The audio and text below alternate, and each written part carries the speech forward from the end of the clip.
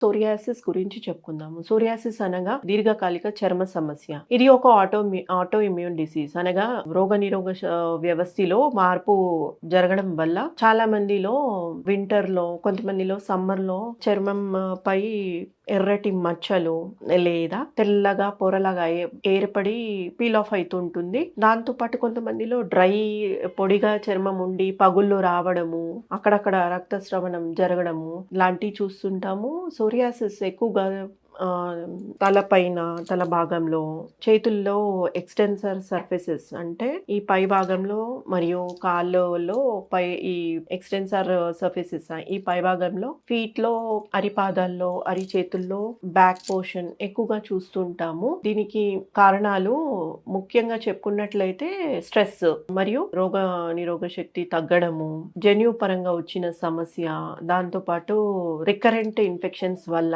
కొన్ని మందులు elderly people తరచుగా యూజ్ చేస్తుంటారు. అనగా ఎక్సెస్ మెడికేషన్ యూసేజెస్ లాంటి పేషెంట్స్‌లలో కూడా అరుదుగా చూసాము. అంటే మెడిసిన్స్ తెలియకుండా ఎక్కువ వాడడం వల్ల అది స్కిన్ పైన చాలా ప్రభావం చూపించి సోరియాసిస్‌లలో ఎన్నో రకాలు ఉంటాయి. అలాంటిది గట్టెడ్ సోరియాసిస్ మరియు ప్లాంటర్ సోరియాసిస్, సోరియాటిక్ ఆర్థరైటిస్ లాంటి అరుదుగా చూస్తుంటాము. దీన్ని మనము ఎలా పాటించాల్సిన జాగ్రత్తలు అనగా ముఖ్యంగా చేపలు తినకుండా, సీ ఫుడ్ తినకుండా, చేపలు, రొయ్యలు తినకుండా మన చర్మాన్ని స్కిన్ కి ఓ 20 మినిట్స్ అలా ఎక్స్పోజ్ చేస్తూ ఉండాలి సన్‌లైట్ కి.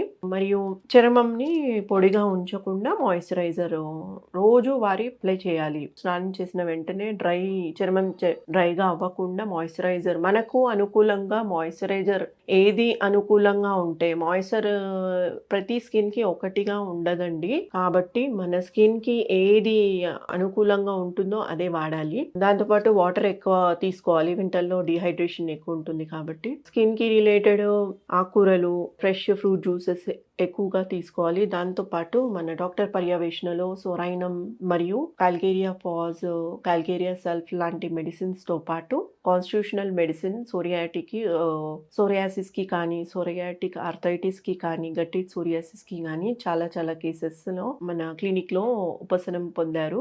కాబట్టి డాక్టర్ పర్యవేక్షణలో ఖచ్చితంగా మెడిసిన్స్ వాడాల్సిందే. ధన్యవాదాలు.